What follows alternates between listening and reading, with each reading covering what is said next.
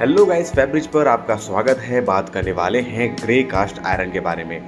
जी हाँ दोस्तों, बात करते हैं कि ग्रे कास्ट आयरन क्या होता है, इनके स्पेसिफिकेशंस क्या क्या होते हैं, केमिकल कंपोजिशंस क्या क्या होते हैं, और साथ ही ये जानते हैं कि ग्रे कास्ट आयरन को किस तरीके से हीट ट्रीटमेंट किया जाता है।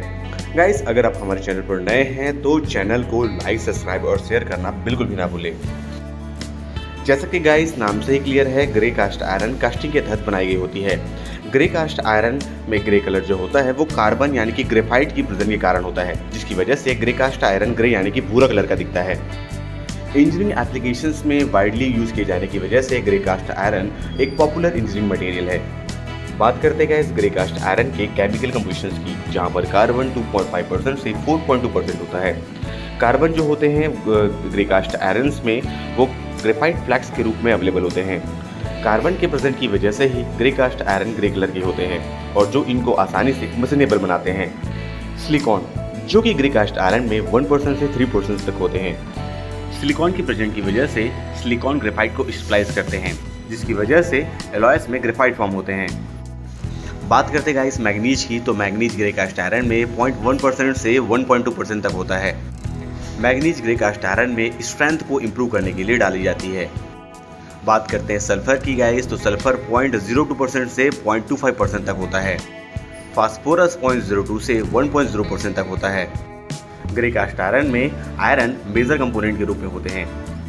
बात करते हैं गाइस ग्रे कास्ट आयरन के मैकेनिकल प्रॉपर्टीज की, जहां पर टेंसाइल स्ट्रेंथ 7 टन पर स्क्वायर इंच होता है। बात करते हैं अल्टीमेट टेंसाइल स्ट्रेंथ की, तो 11,500 से 70,000 पाउंड्स पर स्क्वायर इंच तक होते हैं। डिस्टेंस की बात करते हैं तो 6,500 से 42,000 पाउंड्स पर स्क्वायर इंच यानी कि PSI तक होते हैं। बात करते हैं गाइस कंप्रेसिव स्ट्रेंथ की, तो ग्रे कास्ट आयरन में कंप्रेसिव स्ट्रेंथ 57,200 से 1,38,000 PSI तक होता है। बात करते हैं हार्डनेस की, तो ग्रे कास्ट आयरन का जो हार्डनेस होता है 161 से 321 वीकर्स हार्डनेस तक होता है। बात करते हैं मेल्टिंग पॉइंट की, तो ग्रे कास्ट आयरन का मेल्टिंग पॉइंट होता है 2064 से 2192 डिग्री फ़ारेनहाइट यानी कि 1140 से 1200 डिग्री सेल्सियस। बात करते हैं डक्टिलिटी की, तो ग्रे कास्ट आयरन बहुत ज़्यादा डक्टाइल नहीं होते हैं। बात करते हैं ग्रे कास्ट आयरन के इक्विवेलेंट ग्रेड ऑफ स्टील्स की, या यूँ कहें कि अलग अलग कंट्रीज में ग्रे कास्ट आयरन को किन के नामों से जाना जाता है। बात करते हैं इंडियन स्टैंडर्ड्स में, यानी कि ISO में 185, 100, 150, 200, 250, 300 और 350 के फॉर्म्स अवेलेबल होते हैं। अमेरिकन स्टैंडर्ड्स में ASTM A48, number 20, number 25, number 30, number 35, number 40, number 45, number 50, number 55 और नंबर 60 के फॉर्म्स अवेलेबल होते हैं। बात करते हैं DIN स्टैंडर्ड्स में, यानी कि डच स्टैंडर्ड्स की, तो 1691, GG10, GG15, GG20, GG25, GG30, GG35 और GG40 के फॉर्म्स अवेलेबल होते हैं। बात करते हैं यूरोपियन स्टैंडर्ड्स की, तो EN 1561, EN GJL 100, EN GJL 150, EN GJL 200, EN GJL 250, EN GJL 300, EN GJL 350 के फॉर्म्स में अवेलेबल होते हैं। बात करते हैं जापानीज स्टैंडर्ड्स की, तो JIS 65501, FC 100, FC 150, FC 200, FC 250, FC 300 और FC 350 के फॉर्म्स में अवेलेबल होते हैं। बात करते हैं ग्रीक कंट्रीज की, तो GB 9439, HT 100, HT 150, HT 200, HT 250, HT 300 और HT 350 के फॉर्म्स में अवेलेबल होते हैं। बात करें इटालियन स्टैंडर्ड्स की, तो UNI 5007, G10, G15, G20, G25, G30 और G35 के फॉर्म्स में अवेलेबल होते हैं। बात करते हैं गाइस ग्रे कास्ट आयरन के हीट ट्रीटमेंट प्रोसेस की। बात करते हैं सबसे पहले एनेलिंग की। एनेलिंग में जॉब को 850 से 900 डिग्री सेल्सियस टेम्परेचर पर हीट किया जाता है। उसके बाद इसको धीरे धीरे ठंडा किया जाता है, जहाँ पर इनका इंटरनल स्ट्रेस रिमूव हो जाता है और मशीनेबिलिटी इंप्रूव हो जाती है। बात करते हैं नॉर्मलाइजिंग की।